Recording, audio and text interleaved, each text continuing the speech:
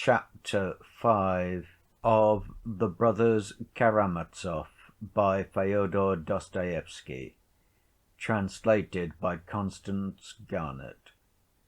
This recording is in the public domain. Recording by Tony Addison.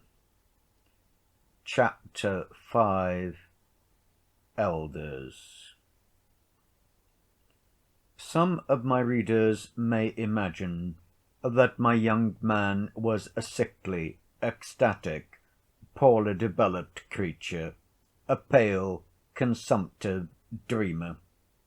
On the contrary, Alyosha was at this time a well-grown, red-cheeked, clear-eyed lad of 19, radiant with health.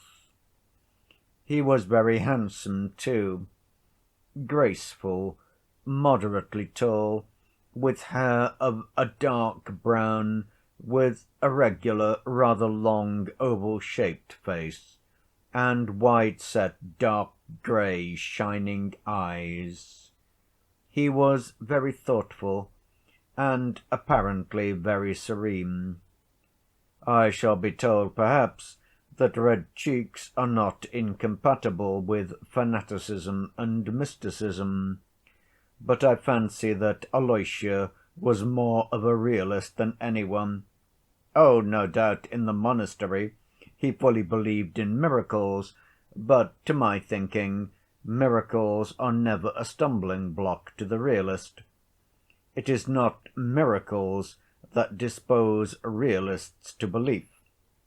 The genuine realist, if he is an unbeliever, will always find strength and ability to disbelieve in the miraculous, and if he is confronted with a miracle as an irrefutable fact, he would rather disbelieve his own senses than admit the fact.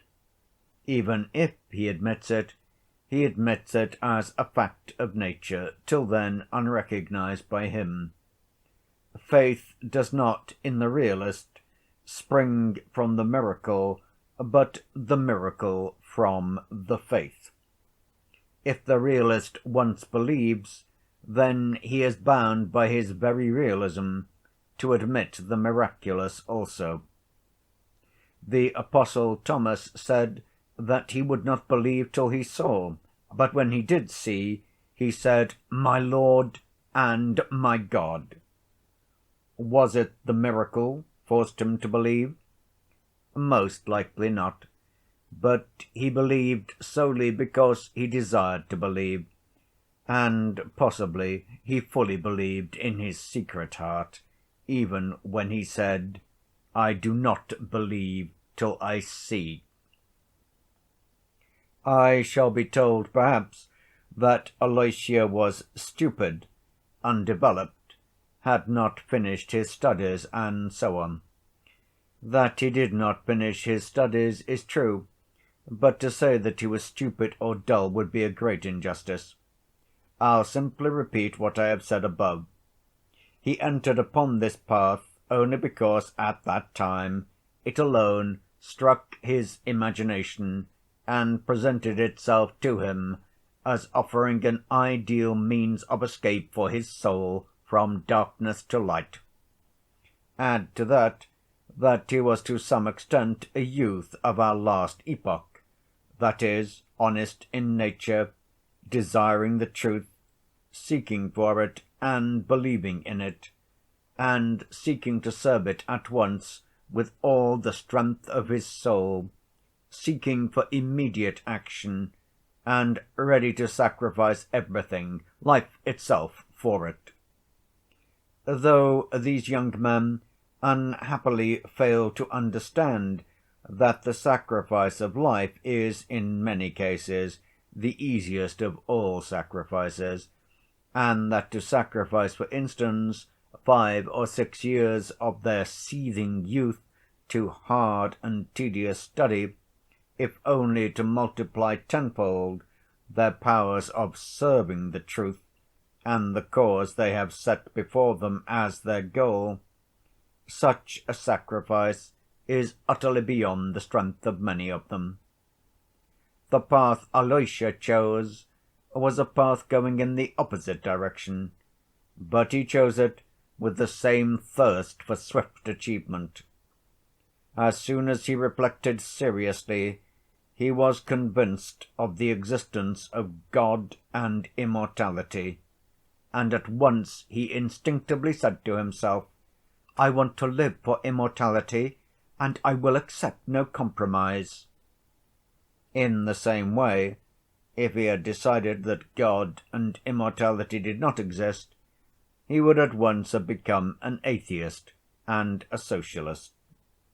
For socialism is not merely the labor question, it is before all things the atheistic question, the question of the form taken by atheism today, the question of the Tower of Babel built without God, not to mount to heaven from earth, but to set up heaven on earth. Alyosha would have found it strange and impossible to go on living as before. It is written, "Give all that thou hast to the poor, and follow me, if thou wouldst be perfect." Alyosha said to himself, "I can't give 2 roubles instead of all, and only go to mass instead of following him." Perhaps his memories of childhood brought back our monastery, to which his mother may have taken him to mass. Perhaps the slanting sunlight and the holy image to which his poor, crazy mother had held him up still acted upon his imagination. Brooding on these things, he may have come to us perhaps only to see whether here he could sacrifice all or only 2 roubles, and in the monastery he met his elder. I must digress to explain what an elder is in Russian monasteries, and I am sorry that I do not feel very competent to do so. I will try, however, to give a superficial account of it in a few words. Authorities on the subject assert that the institution of elders is of recent date, not more than 100 years old in our monasteries, though in the Orthodox East, especially in Sinai and Athos, it has existed over 1,000 years. It is maintained that it existed in ancient times in Russia also, but through the calamities which overtook Russia, the Tatars, civil war, the interruption of relations with the East after the destruction of Constantinople, this institution fell into oblivion. It was revived among us towards the end of last century by one of the great ascetics, as they called him, Païssy Velichkovsky, and his disciples. But to this day it exists in few monasteries only, and has sometimes been almost persecuted as an innovation in Russia. It flourished especially in the celebrated Kozelsky Optin monastery.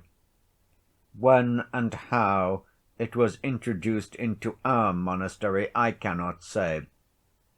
There had already been 3 such elders, and Zosima was the last of them.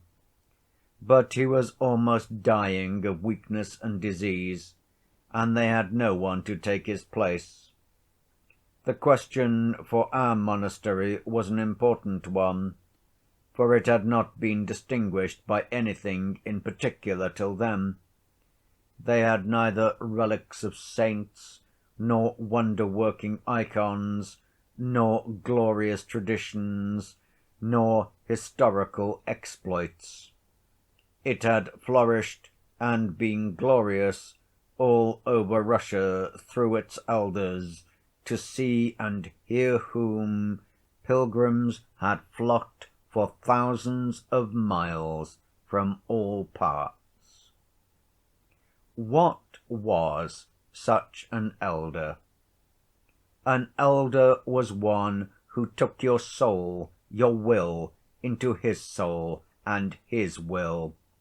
When you choose an elder, you renounce your own will and yield it to him in complete submission, complete self‐abnegation. This novitiate, this terrible school of abnegation, is undertaken voluntarily, in the hope of self‐conquest, of self‐mastery, in order, after a life of obedience, to attain perfect freedom, that is, from self, to escape the lot of those who have lived their whole life without finding their true selves in themselves. This institution of elders is not founded on theory, but was established in the East from the practice of 1,000 years. The obligations due to an elder are not the ordinary obedience which has always existed in our Russian monasteries. The obligation involves confession to the elder by all who have submitted themselves to him and to the indissoluble bond between him and them. The story is told, for instance, that in the early days of Christianity, one such novice, failing to fulfill some command laid upon him by his elder, left his monastery in Syria and went to Egypt. There, after great exploits, he was found worthy at last to suffer torture and a martyr's death for the faith. When the Church, regarding him as a saint, was burying him, suddenly, at the deacon's exhortation, "Depart all ye unbaptized," the coffin containing the martyr's body left its place and was cast forth from the church, and this took place 3 times. And only at last they learnt that this holy man had broken his vow of obedience and left his elder, and therefore could not be forgiven without the elder's absolution in spite of his great deeds. Only after this could the funeral take place. This, of course, is only an old legend. But here is a recent instance. A monk was suddenly commanded by his elder to quit Athos, which he loved as a sacred place and a haven of refuge, and to go first to Jerusalem to do homage to the holy places, and then to go to the north, to Siberia. "There is the place for thee, and not here."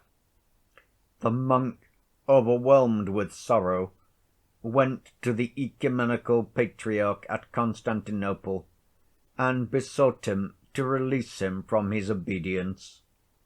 But the patriarch replied that not only was he unable to release him, but there was not and could not be on earth a power which could release him, except the elder who had himself laid that duty upon him.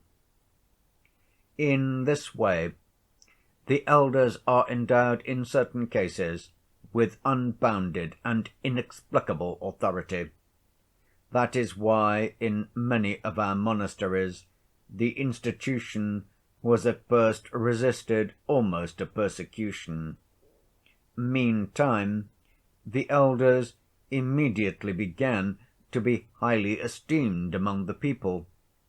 Masses of the ignorant people, as well as men of distinction, flocked, for instance, to the elders of our monastery to confess their doubts, their sins, and their sufferings, and ask for counsel and admonition. Seeing this, the opponents of the elders declared that the sacrament of confession was being arbitrarily and frivolously degraded, though the continual opening of the heart to the elder by the monk or the layman had nothing of the character of the sacrament. In the end, however, the institution of elders has been retained and is becoming established in Russian monasteries. It is true, perhaps, that this instrument, which had stood the test of 1,000 years for the moral regeneration of a man from slavery to freedom and to moral perfectibility, may be a two-edged weapon, and it may lead some, not to humility and complete self-control, but to the most satanic pride, that is, to bondage and not to freedom. The elder Zossima was 65. He came of a family of landowners, had been in the army in early youth, and served in the Caucasus as an officer. He had no doubt impressed Alyosha by some peculiar quality of his soul. Alyosha lived in the cell of the elder, who was very fond of him, and let him wait upon him. It must be noted that Alyosha was bound by no obligation, and could go where he pleased and be absent for whole days. Though he wore the monastic dress, it was voluntarily, not to be different from others. No doubt he liked to do so. Possibly his youthful imagination was deeply stirred by the power and fame of his elder. It was said that so many people had for years past come to confess their sins to Father Zossima and to entreat him for words of advice and healing, that he had acquired the keenest intuition and could tell from an unknown face what a newcomer wanted and what was the suffering on his conscience. He sometimes astounded and almost alarmed his visitors by his knowledge of their secrets before they had spoken a word. Alyosha noticed that many, almost all, went in to the elder for the first time with apprehension and uneasiness, but came out with bright and happy faces. Alyosha was particularly struck by the fact that Father Zossima was not at all stern. On the contrary, he was always almost gay. The monks used to say that he was more drawn to those who were more sinful, and the greater the sinner, the more he loved him. There were, no doubt, up to the end of his life, among the monks, some who hated and envied him, but they were few in number, and they were silent, though among them were some of great dignity in the monastery, one, for instance, of the older monks, distinguished for his strict keeping of fasts and vows of silence. But the majority were on Father Zossima's side, and very many of them loved him with all their hearts, warmly and sincerely. Some were almost fanatically devoted to him, and declared, though not quite aloud, that he was a saint, that there could be no doubt of it, and seeing that his end was near, they anticipated miracles and great glory to the monastery in the immediate future from his relics. Alyosha had unquestioning faith in the miraculous power of the elder, just as he had unquestioning faith in the story of the coffin that flew out of the church. He saw many who came with sick children or relatives, and besought the elder to lay hands on them and to pray over them, return shortly after, some the next day, and falling in tears at the elder's feet, thank him for healing their sick. Whether they had really been healed, or were simply better in the natural course of the disease, was a question which did not exist for Alyosha, for he fully believed in the spiritual power of his teacher, and rejoiced in his fame, in his glory, as though it were his own triumph. His heart throbbed, and he beamed, as it were, all over, when the elder came out to the gates of the hermitage, into the waiting crowd of pilgrims of the humbler class, who had flocked from all parts of Russia on purpose to see the elder and obtain his blessing. They fell down before him, wept, kissed his feet, kissed the earth on which he stood, and wailed, while the women held up their children to him, and brought him the sick possessed with devils. The elder spoke to them, read a brief prayer over them, blessed them, and dismissed them. Of late he had become so weak through attacks of illness that he was sometimes unable to leave his cell, and the pilgrims waited for him to come out for several days. Alyosha did not wonder why they loved him so, why they fell down before him and wept with emotion merely at seeing his face. Oh, he understood that for the humble soul of the Russian peasant, worn out by grief and toil, and still more by the everlasting injustice and everlasting sin, his own and the world's, it was the greatest need and comfort to find some one or something holy to fall down before and worship. Among us there is sin, injustice, and temptation, but yet somewhere on earth there is someone holy and exalted.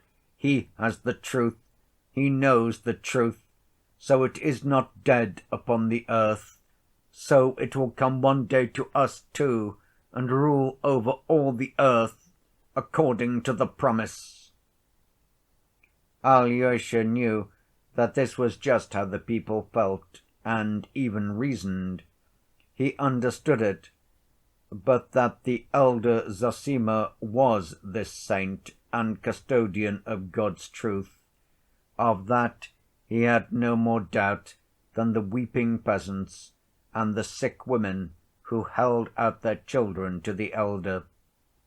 The conviction that after his death the elder would bring extraordinary glory to the monastery was even stronger in Alyosha than in any one there, and of late a kind of deep flame of inner ecstasy burnt more and more strongly in his heart.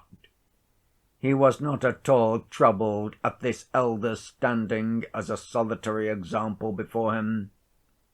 No matter, he is holy, he carries in his heart the secret of renewal for all, that power which will at last establish truth on the earth, and all men will be holy and love one another, and there will be no more rich nor poor, no exalted nor humbled, but all will be as the children of God, and the true kingdom of Christ will come. That was the dream in Alyosha's heart. The arrival of his two brothers, whom he had not known till then, seemed to make a great impression on Alyosha. He more quickly made friends with his half‐brother Dmitri, though he arrived later, than with his own brother Ivan. He was extremely interested in his brother Ivan, but when the latter had been 2 months in the town, though they had met fairly often, they were still not intimate. Alyosha was naturally silent, and he seemed to be expecting something, ashamed about something, while his brother Ivan, though Alyosha noticed at first that he looked long and curiously at him, seemed soon to have left off thinking of him. Alyosha noticed it with some embarrassment. He ascribed his brother's indifference at first to the disparity of their age and education, but he also wondered whether the absence of curiosity and sympathy in Ivan might be due to some other cause entirely unknown to him. He kept fancying that Ivan was absorbed in something inward and important, that he was striving towards some goal, perhaps very hard to attain, and that was why he had no thought for him. Alyosha wondered, too, whether there was not some contempt on the part of the learned atheist for him, a foolish novice. He knew for certain that his brother was an atheist. He could not take offense at this contempt, if it existed, yet with an uneasy embarrassment which he did not himself understand, he waited for his brother to come nearer to him. Dmitri used to speak of Ivan with the deepest respect and with a peculiar earnestness. From him Alyosha learnt all the details of the important affair which had of late formed such a close and remarkable bond between the two elder brothers. Dmitri's enthusiastic references to Ivan were the more striking in Alyosha's eyes, since Dmitri was, compared with Ivan, almost uneducated, and the two brothers were such a contrast in personality and character that it would be difficult to find two men more unlike. It was at this time that the meeting, or rather gathering, of the members of this inharmonious family took place in the cell of the elder, who had such an extraordinary influence on Alyosha. The pretext for this gathering was a false one. It was at this time that the discord between Dmitri and his father seemed at its acutest stage, and their relations had become insufferably strained. Fyodor Pavlovitch seems to have been the first to suggest, apparently in joke, that they should all meet in Father Zossima's cell, and that, without appealing to his direct intervention, they might more decently come to an understanding under the conciliating influence of the elder's presence. Dmitri, who had never seen the elder, naturally supposed that his father was trying to intimidate him, but as he secretly blamed himself for his outbursts of temper with his father on several recent occasions, he accepted the challenge. It must be noted that he was not, like Ivan, staying with his father, but living apart at the other end of the town. It happened that Pyotr Alexandrovitch Miüsov, who was staying in the district at the time, caught eagerly at the idea. A liberal of the 40s and 50s, a free‐thinker and atheist, he may have been led on by boredom or the hope of frivolous diversion. He was suddenly seized with the desire to see the monastery and the holy man. As his lawsuit with the monastery still dragged on, he made it the pretext for seeing the Superior, in order to attempt to settle it amicably. A visitor coming with such laudable intentions might be received with more attention and consideration than if he came from simple curiosity. Influences from within the monastery were brought to bear on the elder, who of late had scarcely left his cell, and had been forced by illness to deny even his ordinary visitors. In the end he consented to see them, and the day was fixed. "Who has made me a judge over them?" was all he said, smilingly, to Alyosha. Alyosha was much perturbed when he heard of the proposed visit. Of all the wrangling, quarrelsome party, Dmitri was the only one who could regard the interview seriously. All the others would come from frivolous motives, perhaps insulting to the elder. Alyosha was well aware of that.